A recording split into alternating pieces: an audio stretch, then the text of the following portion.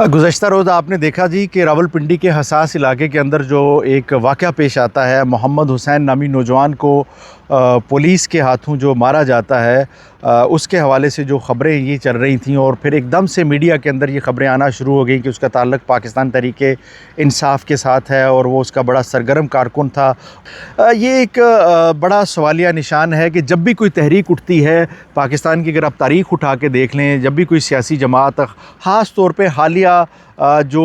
दिहाई गुज़री है उसके अंदर जब भी कोई बंदा मौजूदा हुकूमत के ख़िलाफ़ एहतजाज करने के लिए निकलता था तो इस तरह की ख़बरें दी जाती थी। इवन कि सियासी जलसों के अंदर जो है लोगों को ये कहा जाता था कि आपको ख़तरा है, आप बाहर नहीं निकल सकते, और सियासी सरगर्मियों को जानबूझ के जो है महदूद किया जाता था। इस हवाले से मौलाना फजल रहमान के बयानात भी इलेक्शन कैंपेन के हवाले से आपके सामने हैं, कैसे उनको कहा गया कि आपके लिए थ्रेट्स हैं और फिर कुछ एक दो जगह पे वो वाक़यात भी हो जाते हैं। और दूसरा, पाकिस्तान पीपल्स पार्टी भी इस हवाले से माजी में शिकायत करती रही है। तो अभी पाकिस्तान तहरीक इंसाफ़ एक पॉलिटिकल कैंपेन का ऐलान करती है तो दूसरी जानब एक नौजवान जो है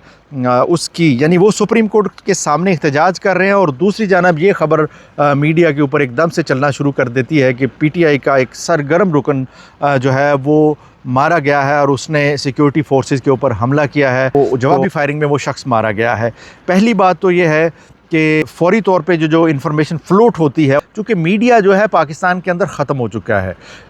इसीलिए आपने देखा होगा कि जो व्यूअरशिप है नेशनल जो मीडिया चैनल्स हैं उनकी बहुत थोड़ी है। उसकी वजह यह है कि जब अंदर बंदा बैठा होता है और वो अपनी मर्ज़ी की ख़बरें जो है वो रोकता है, मर्ज़ी की ख़बरें चलाता है, तो एक जो क्रेडिबिलिटी है मीडिया की, जो मीडिया एक बैलेंस क्रिएट करने की कोशिश करता है कि वो दोनों पार्टियों का मौक़िफ़, किसी भी इंसिडेंट के दोनों पहलुओं पे बात कर सके, जब वो ख़त्म हो जाता है और आप एक यकतरफ़ा, आपने देखा होगा कोई भी ख़बर आती है तो मीडिया फ़ौरी तौर पे जो है वो उस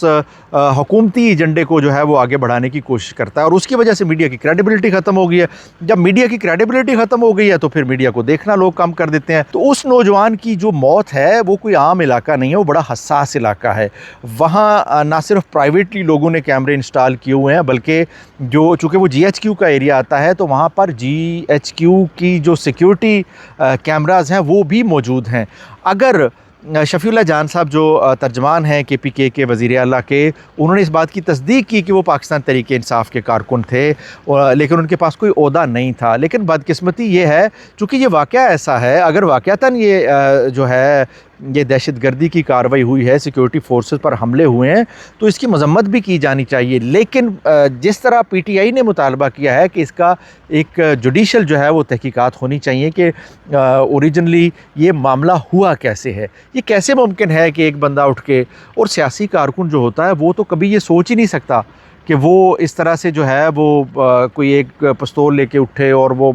किसी इदारे पे हमला करना शुरू कर दे। ये मुमकिन नहीं है। हो सकता है जब आपकी मेंटली हालत ऐसी हो और वो आपको ऐसी हरकत कर दे, लेकिन एक ज़ीशोर इंसान ऐसा करने का सोचता नहीं है। बहुत सारे सवाल इस कत्ल के ऊपर जो है वो, या इस हलाकत के ऊपर उठाए जा सकते हैं। अभी जो इन्फॉर्मेशन आ रही है वो यकतरफ़ा इन्फॉर्मेशन है, वो पुलिस की जानब से दी गई इन्फॉर्मेशन है, और जिस तेज़ी के साथ मीडिया चैनल्स पे एक ख़ास नैरेटिव बनाया गया कि इसका ताल्लुक़ पाकिस्तान तहरीक इंसाफ़ से था, और जिस तरह जो वज़ीर इत्तलात हैं तारड़ साहब वो आते हैं और वो सारा एक बयानिया बनाते हैं और कहते हैं PTI ने जो है वो जलाओ गिराओ की सियासत और दहशतगर्दी को वतीरा बना लिया है, तो इससे कई तरह के शुकूक व शुबहात जो हैं वो सामने आते हैं। मैं नहीं समझता कि इस कत्ल को पुलिस जस्टिफ़ाई कर सकती है जब तक कि इससे मुतल्लिका शुआहिद को मंजर-ए-आम पर नहीं लाया जाता। बाज़ औक़ात पुलिस कहती है जी हम शुआहिद इसलिए भी मंजर-ए-आम पर नहीं ला सकते चूँकि इसमें पुलिस और अदालती मामलात और तफ्तीश मुतासर हो सकती है। तो जब वाक़या जो है वो इतनी बड़े लेवल पे हाईलाइट हो जाता है, लाइमलाइट में आ जाता है, तो फिर उसको डिफ्यूज़ करने के लिए कुछ चीज़ें ज़रूर ऐसी जारी की जानी चाहिए, जैसे वो पूरा इलाका जो है वो CCTV के हसार में है, और अगर कोई एक CCTV जो है फुटेज वो सामने आ जाए जिसमें वो मुबैना तौर पर हमला कर रहा है वो शख्स, तो मेरे ख़्याल से ये सारी कहानी डिफ्यूज़ हो जाएगी। और अगर पुलिस इदारे और हमारी वज़ारत इत्तलात कोई भी इस तरह का जो मामला है या कोई सीसीटीवी फुटेज सामने लाने में नाकाम रहती है, तो फिर बहरहाल सवालिया निशानात मौजूद हैं कि जिस तरह माजी के अंदर पॉलिटिकल पार्टीज़ को जो है वो जानबूझ के निशाना बनाया जाता रहा। बाज़ मामलात में तो ये चीज़ें साबित भी हैं कि जानबूझ के जो हैं वो कुछ धमाके भी हुए कुछ लोगों को पॉलिटिकल एक्टिविटीज़ करने से रोकने के लिए। उस माजी के मामलात को मद्देनज़र रखते हुए इस हाल के वाक़े को अगर देखें तो मुमकिना तौर पर जो है वो इसके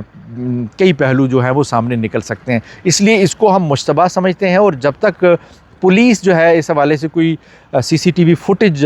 वो जारी नहीं करती कि वो मुल्ज़म जो है वो हमला कर रहा है, तो हम ये समझेंगे कि वाक़अतन इसके अंदर शुकूक व शुबहात मौजूद हैं और पुलिस कोई और जो है या हमारे इदारे जो हैं वो इस कहानी को किसी और जानब जानबूझकर ले जाने की कोशिश कर रहे हैं। उम्मीद करते हैं कि वज़ारत इत्तलात या जो भी पुलिस के ज़राए हैं वो इस हवाले से ज़रूर कुछ ना कुछ आवाम को जो है मुहैया करेंगे और उसके मरने वाले के ख़ानदान को जो है मुतमईन करने के लिए ज़रूर जो है वो शवाहिद पेश करेंगे। देखते हैं आने वाले दिनों में इस हवाले से क्या पेशरफ्त होती है। इजाज़त दीजिए।